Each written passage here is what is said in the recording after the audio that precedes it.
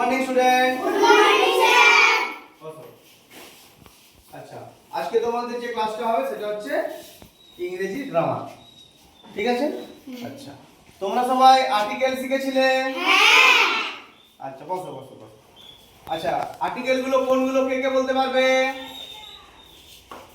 বাহ, আচ্ছা নীলাশা বলো তো আর্টিকেল কোনগুলো? A an the. আচ্ছা, এসে একটু বোর্ডে লিখে দেখাও তো দেখি।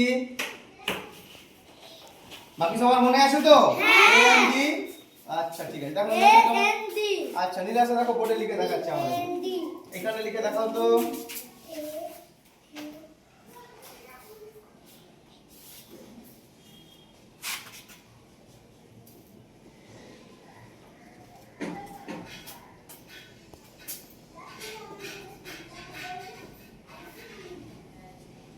বাহ, খুব সুন্দর হয়েছে। ঠিক আছে, যাও জায়গা বসো। তাহলে আমরা আর্টিকেল আমরা শিখেছিলাম এ এন্ড দি এবং এর প্রয়োগগুলো আমরা শিখেছিলাম, ঠিক আছে? আজকে যেটা আমরা শিখবো, আচ্ছা অংশু ভালোভাবে বসো। আজকে যেটা আমরা শিখবো সেটা হচ্ছে প্রিপোজিশন। প্রিপোজিশন প্রিপোজিশন এটাকে আমরা বাংলায় বলবো পদান্বয়ী অব্যয়। পদান্বয়ী অব্যয় মানেটা কি শুনে একটু যেন এরকম মনে হচ্ছে, কিন্তু এটা হচ্ছে প্রিপোজিশন হচ্ছে কানেক্টিং ওয়ার্ড, মানে কানেক্টিং, যেগুলো একটা নাউনের সাথে একটা প্রোনাউনের বা একটা নাউনের সাথে একটা কোনো একটা বাক্যের যে আমরা যে কানেক্ট করব বা যোগসূত্র বাঁধবো, সেইখানে যে ওয়ার্ডটা কাজে লাগবে, যে শব্দটা কাজে লাগবে সেটাকে আমরা বলছি প্রিপোজিশন, ঠিক আছে? যেমন ধরো একটা বিড়াল টেবিলের উপর বসে আছে, তাহলে বিড়ালটা কোথায় বসে আছে? টেবিলের উপরে। বিড়ালটা টেবিলের উপর বসে আছে, তাহলে ওইটাকে যে টেবিলের উপরে বসে আছে এইটাকে বোঝানোর জন্য আমরা প্রিপোজিশন ইউজ করব বা ব্যবহার করব, ঠিক আছে? অনেক রকমের প্রিপোজিশন হয় এবং প্রিপোজিশন বিভিন্ন কাজে বিভিন্ন জায়গায় ব্যবহার করি। যেমন দেখো লেখা আছে সময়, সময় বোঝাতে গেলে আমরা প্রিপোজিশন ইউজ করব। স্থান, কোন একটা জায়গা, কোন জায়গা থেকে কেউ আছে বা কোন জায়গায় কেউ গেছে, এই সব জিনিসগুলো বোঝানোর জন্য আমরা কিন্তু প্রিপোজিশন ব্যবহার করব। আবার দিক, দিক নির্দেশ করার জন্য আমরা কিন্তু প্রিপোজিশন ব্যবহার করব। প্রিপোজিশন অনেক রকমের হয়, যেমন সময়ের জন্য দেখো বিফোর, আফটার, ডিউরিং, এই সব প্রিপোজিশনগুলো আমরা ইউজ করব।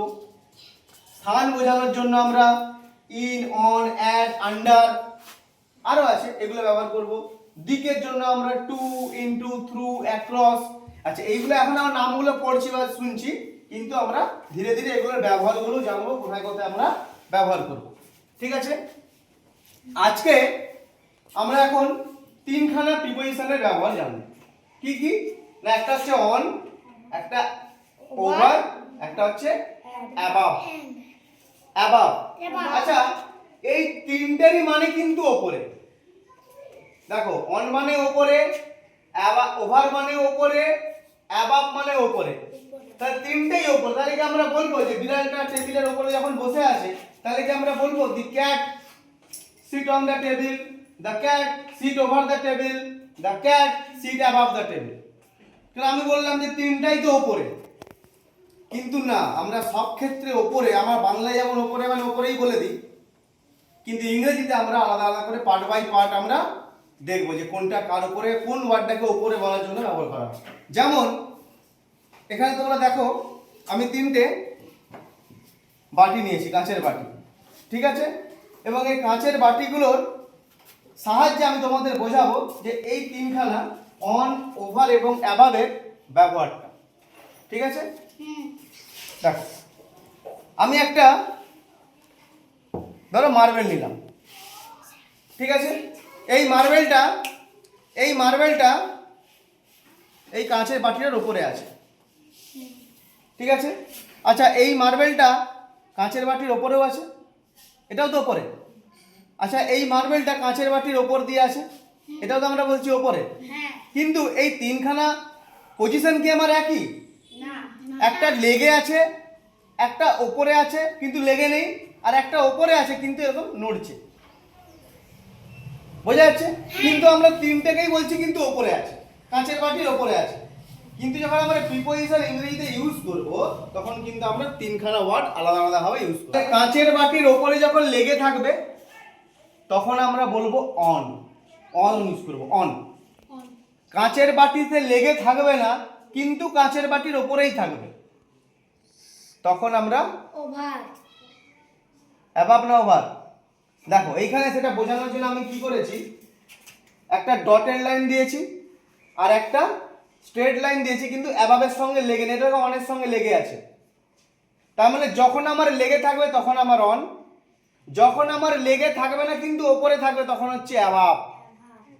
অ্যাবাব, ঠিক আছে? আর যখন আমার ওপরেই থাকবে কিন্তু চলমান, যেমন আমাদের মাথার উপর দিয়ে কি হয়, এরোপ্লেন যায়, ঠিক আছে, তখন আমরা কিন্তু বলবো ওভার, ঠিক আছে?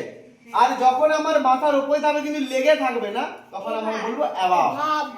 তাহলে এই যে কাঁচের বাটি, এর উপরে যখন গুলিটা এরকম ভাবে আছে কিন্তু লেগে নেই, তখন আমরা কি বলছি, অ্যাবাব।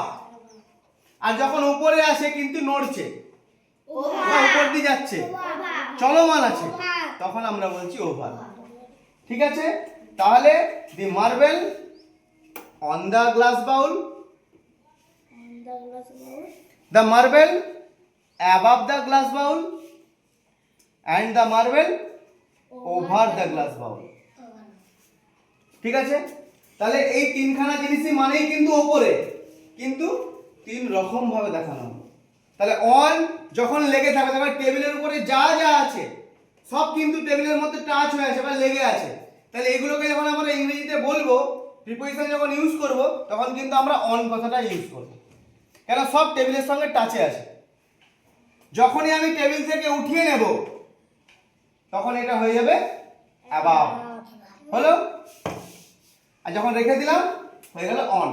আর যদি আমার মাথার উপর দিয়ে প্লেন ওড়ে, মাথার উপর দিয়ে যদি কিছু আমার যায়, তখনই আমরা সেটাকে বলবো ওভার, ঠিক আছে?